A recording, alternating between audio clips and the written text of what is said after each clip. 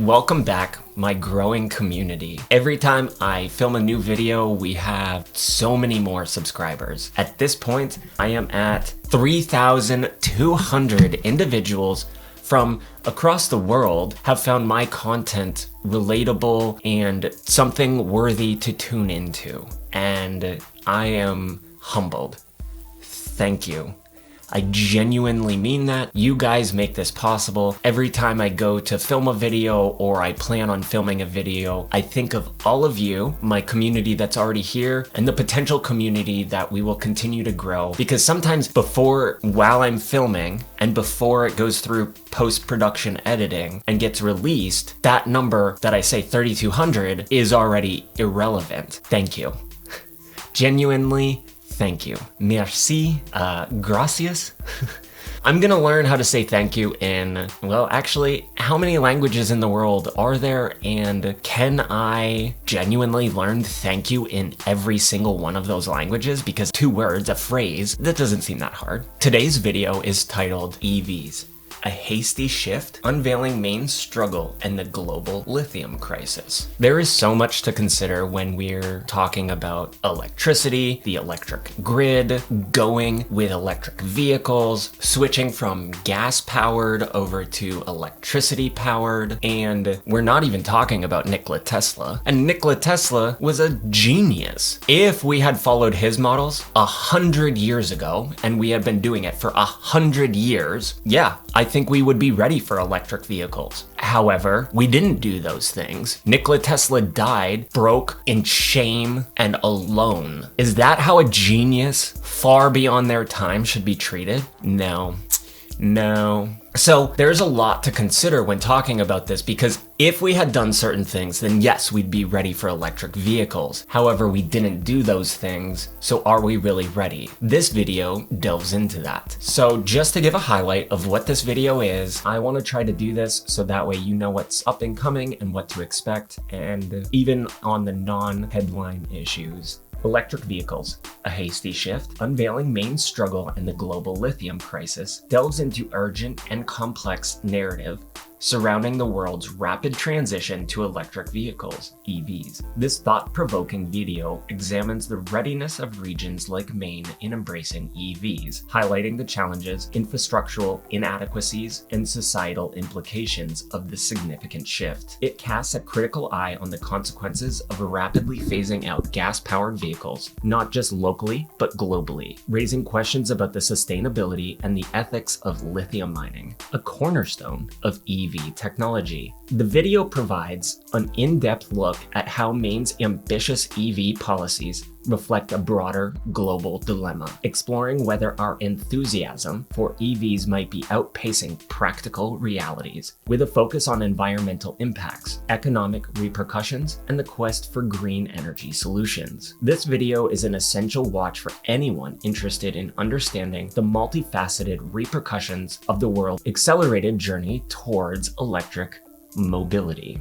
Introduction. The advent of electric vehicles, EVs, has been heralded as a crucial step towards combating climate change and reducing greenhouse gas emissions. However, the rapid push towards EVs, particularly in regions like Maine, raises critical questions about readiness, feasibility, and the unintended consequences of such a transition. This essay examines whether Maine, or the world at large, is truly prepared for the widespread adoption of EVs, exploring the environmental, economic, and societal impacts of this seismic shift in transportation. Maine's transition to electric vehicles, a case study. Maine's efforts to transition to EVs provide a microcosm of the larger challenges faced globally. The state's ambitious targets, influenced by environmental groups and mirrored after California's policies, aim for a significant increase in EV sales in the coming years. However, several hurdles cast doubt on the feasibility and the wisdom of the rapid transition. Challenges in infrastructure and technology. Maine's existing infrastructure is ill-equipped for sudden surge in EVs. Charging infrastructure, particularly in rural areas, is inadequate. The state's electricity grid may struggle to cope with increased demand, necessitating expensive upgrades. Moreover, the harsh winters in Maine pose a challenge to EV battery efficiency and reliability. Economic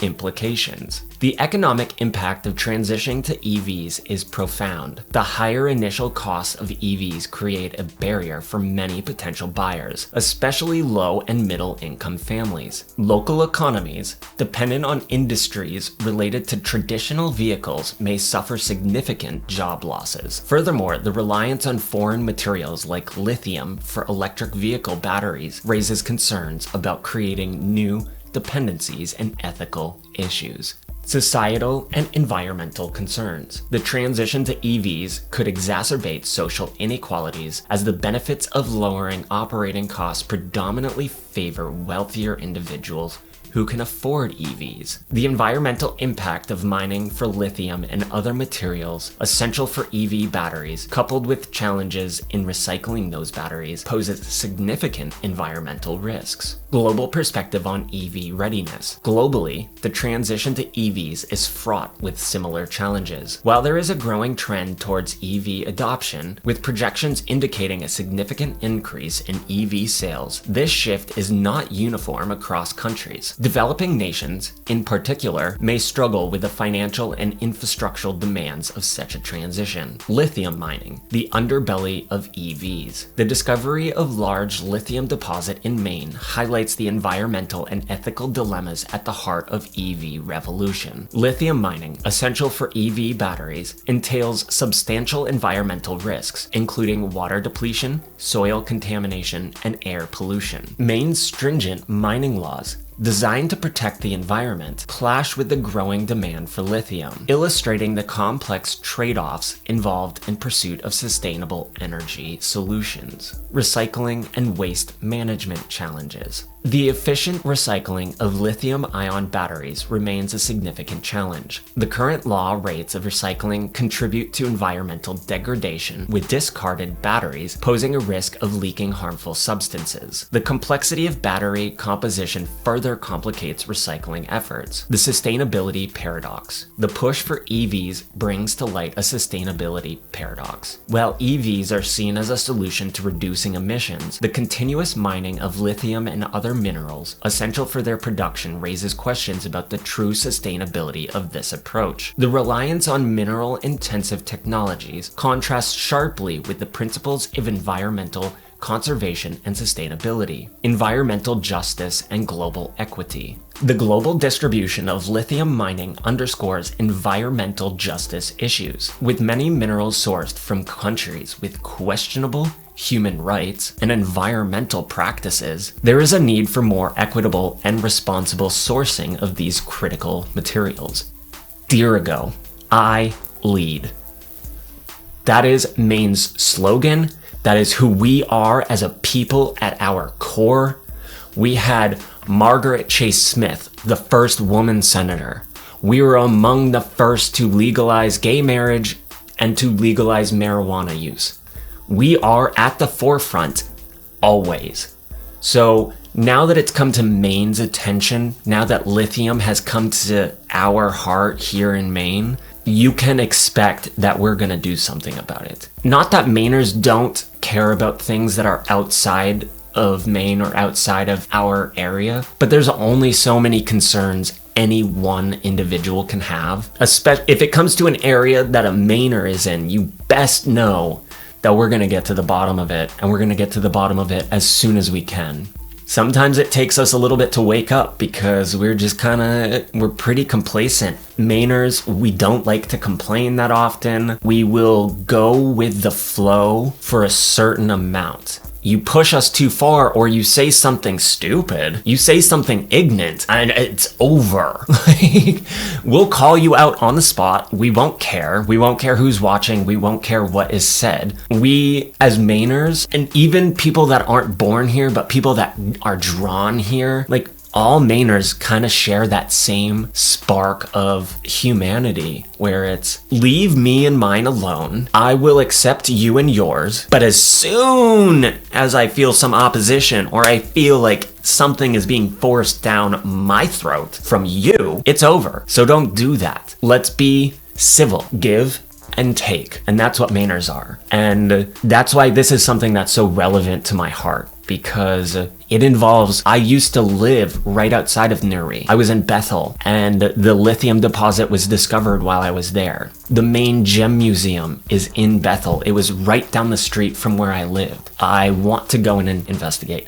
I want to go and showcase that, because it was such a incredible worldwide, like globally, it's impressive. For the country, it's huge, but globally, it's also impressive. But I think like 4 out of 7 of the biggest moon rocks, they even had on display the largest Mars rock ever recovered, and I got to see that, so that was incredible. So Maine, we have so much to offer here, but people are coming for natural resources, and people are coming for who we represent as individuals, as a community, as a state, and we're not comfortable with it. We're being forced into electric vehicles, and we're not comfortable with it. So who are the politicians that are supposed to represent you and me forcing themselves on us? We say no, and at that point, they back down. Correct me if I'm wrong in the comments below, but my understanding has always been that we the people of Maine, we the people of America, we the people of the entire Earth hold the power. I know it's not that way globally, but it genuinely should be. Freedom is something humans are deserved. Don't force something down my throat. I won't force anything down your throat. And we can come together. And that's the beautiful thing about Maine, is we learn how to deal with hot summers and cold winters. We have coastline, we have mountains, we have farmland, we have cities. Are they the biggest? Are they the best? Are they the hottest? Are they the coldest? No, but we have all of it, and we have to learn how to integrate all of that. And as a Mainer, I'm pretty proud of how we, the constituents of Maine, how we, the taxpayers of Maine, handle this. I'm not satisfied with the people leading us, but I am satisfied with you and me as citizens of Maine. And if you're outside of Maine and you're viewing this channel, I want this to extend to you. We need to, as a people, how to stop giving power to those that don't deserve it. Because we the people hold the power. It is only taken from us when we freely give it up. So stop giving it up. And we will find that we have so much more power than we ever believed. And I believe that. Conclusion. The transition to electric vehicles, while offering potential environmental benefits, is fraught with significant challenges and unintended consequences. The case of Maine exemplifies the complexities and pitfalls of this transition, highlighting infrastructure inadequacies, economic disruptions, societal inequalities, and environmental concerns. Globally, the readiness for EVs varies widely, with developing countries facing even greater challenges. The environmental and ethical implications of lithium mining further complicate the narrative, presenting a paradox where the pursuit of sustainable energy solutions may inadvertently contribute to environmental degradation. As such, a more measured, inclusive, and holistic approach is necessary, one that balances the urgency of climate action with the practical realities of technology, infrastructure, and societal needs. The forced transition to EVs without adequately addressing these multifaceted challenges risks doing more harm than good, both in the short term and for future generations. I thought that the video was done, but when it comes to Maine being pillaged by foreign entities, it's never over. And I think a lot of places can understand this.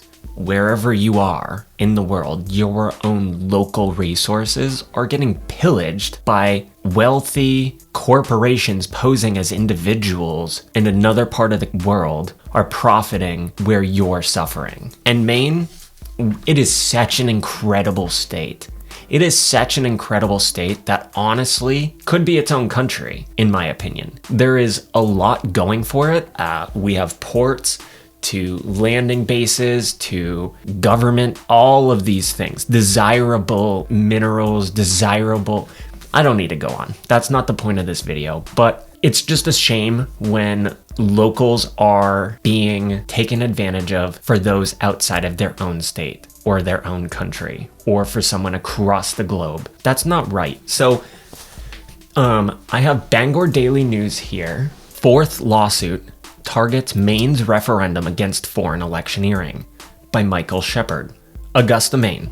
A group including 3 current and former lawmakers filed the 4th lawsuit challenging a referendum passed month by Maine voters that looks to ban foreign electioneering here. The Wednesday filing in U.S. District Court looks to strike down Question 2, alleging that it violates the First Amendment. Its arguments are similar to those made in lawsuits earlier this week from the state's 2 biggest utilities and groups representing media outlets charged with enforcing aspects of the new law.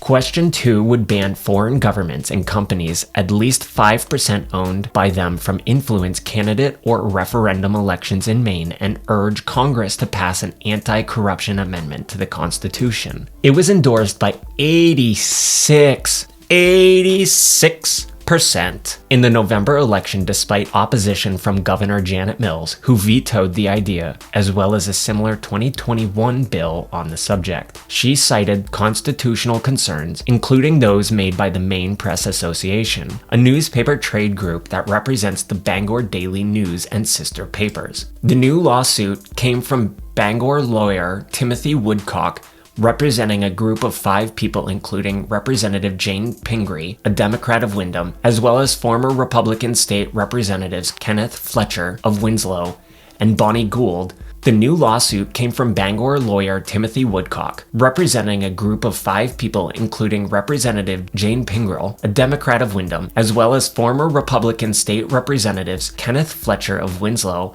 and Bonnie Gould, alleging that the new law infringes on the rights of Maine voters. It mirrors the lawsuits from Central Maine Power Company and Versant Power, companies that have foreign ownership, and alleged this week that the new law violates their right to political speech by effectively barring them from campaigning on their behalf. Media outlets represented by the Maine Press Association and the Maine Association of Broadcasters, a TV and radio trade group, oppose a requirement that they establish policies to prevent distributing communications prohibited entities. Backers of the referendum struck back at the 3 lawsuits earlier this week, with Senator Rick Bennett, a Republican of Oxford, saying the utility and media groups should be ashamed of themselves for opposing the will of the voters.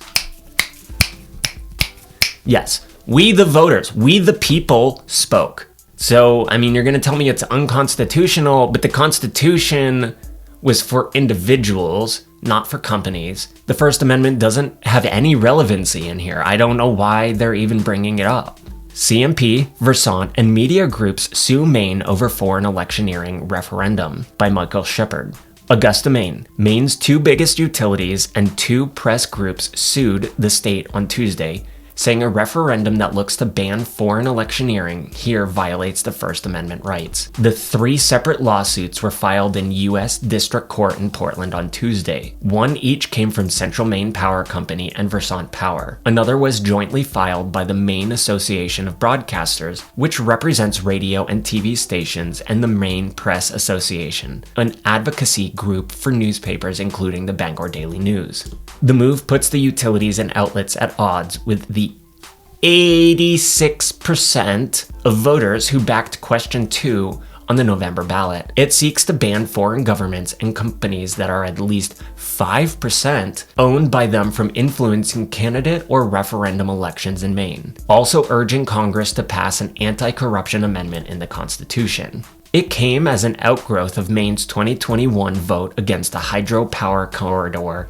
being constructed by CMP and Hydro-Quebec. Along with CMP's parent, the provincial-owned utility spent a record-smashing sum against it, drawing the ire of corridor opponents whose race was funded by CMP's competitors in the regional power market. Under question 2, both Hydro-Quebec and Versant Power, the latter of which is owned by a company whose sole shareholder is the Canadian city of Calgary, Alberta, would be silenced in campaigns. CMP's Spanish parent is partially owned by Qatar and Norway. While CMP has said before it would not be affected, its lawsuit seemed to acknowledge that it would, in fact, be affected. Both CMP and Versant poured more than $39 million into a successful campaign to defeat question 3 on last month's ballot, which would have replaced them with a new utility overseen by an elected board. In their lawsuits, the utilities noted they would not have been able to effectively fight the initiative if question 2 was in effect. Ha! We need question 2. Question 2, get foreign banning out the door. There it is. Leave. The initiative serves one undeniable purpose: to silence political speech by CMP, 124-year-old Maine company that has been repeatedly targeted by proposed legislation and referenda hostile to its interest, including a ballot initiative that posed an existential threat to its continued operation. CMP lawsuits. Okay, but LL Bean has also been in company here in Maine for a long time, and you don't hear them bitching and whining. You may have been a Maine-based company for 124 years, but Qatar, Norway, and Calgary, Alberta, Canada is evidence that you no longer represent the Maine people. So you cannot claim our rights. Get the fuck out of here. Media outlets bristled at a requirement that they establish policies to prevent the distribution of communications for prohibited entities, saying in a letter to Governor Janet Mills earlier this year that the idea amounted to an oppressive, time-consuming, and costly self-censorship regime. Or it could be known as you doing your own, do some due diligence, because so many people on YouTube, other creators, are being shut down and demonetized because of something that they just kind of almost flippantly claim. Maybe it's not even something serious, it's just kind of a joke, but they get shut down. But you're telling me someone like CBS or WGME can't then go and verify these facts for themselves and be held to standards, and if they say something, if they misspeak, or if they claim something at the time, that they cannot later on go and apologize for those things, that they can't then extend that to political motivation? Okay, we're running an ad for Janet Mills. Let's look at where the money's coming from, and is this something that fits in our terms of service? That's not difficult. That's not difficult. And you're saying it's time consuming? Sure. Oppressive? No. If citizens are being held to standards that are much stricter, then corporations and organizations with hundreds or at least dozens of employees can handle this. Don't give me that BS. We won't fall for it. And I know I speak for my community here because that's why you're all here, and most of my videos get thumbs up. There is, I think, like 5 thumbs down in all of my videos that I've ever posted, which isn't a general consensus, but at the same time, it's also a good pinpoint at where the community is. And I love reading the comments because the comments speak more than the videos or the sentiment of the articles themselves. So if you haven't started doing that yourself, you need to. You're missing out on gems. Mills, a Democrat, vetoed the bill this year and opposed a similar 2021 measure over the constitutional concerns raised in the lawsuit. The press groups are looking to invalidate the portion of the referendum requiring them to enforce the law, saying it violates the First Amendment rights to speech and press freedoms. So you're not even trying to overrule the entire thing, you're just trying to get it so that we don't have to enforce the law? What is the point of the law unless we can enforce it? No, fundamentally you're coming in here, creeping in, trying to change things, and it's slimy, old, outdated, crusted, disgusting, and out the door.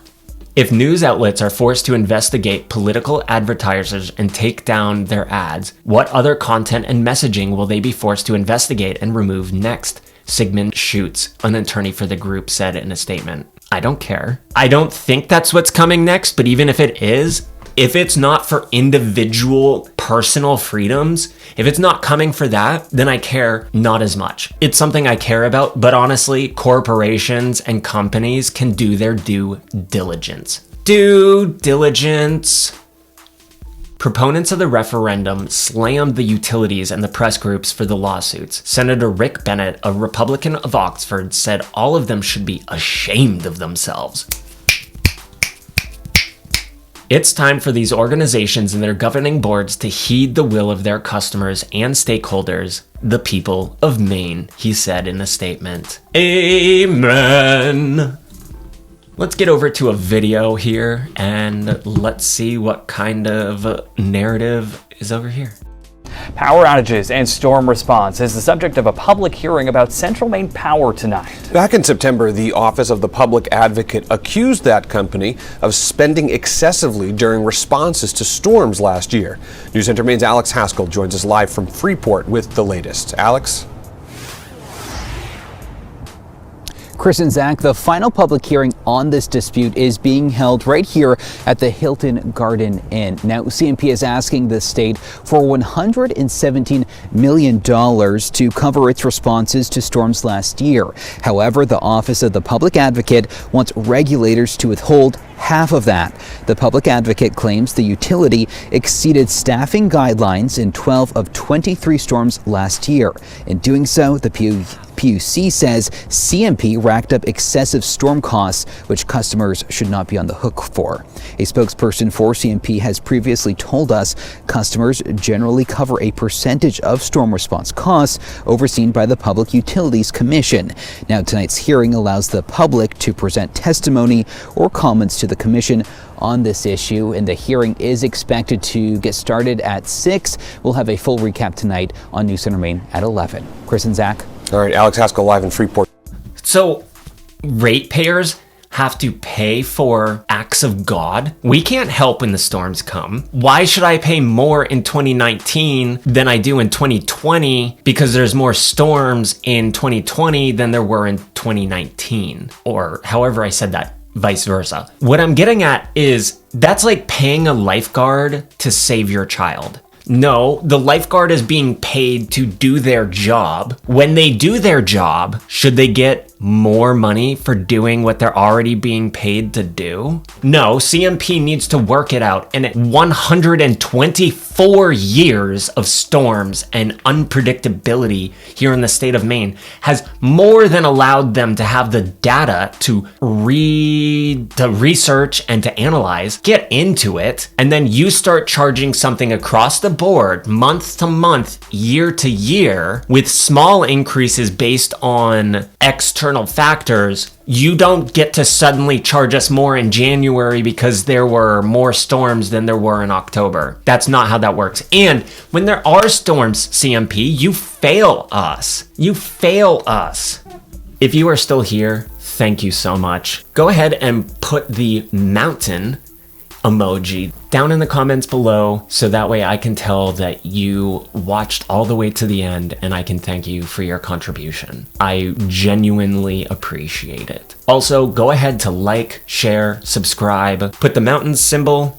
If you have something to talk about, if you have some point that you want to highlight, or you think I missed something, or you really like a point that I pointed out that you hadn't considered before, go ahead and comment on that. All feedback, all engagement is accepted. It is respected. Just please keep it respectful. Thank you so much for your time, and I look forward to seeing you in my next video, my lovely growing community.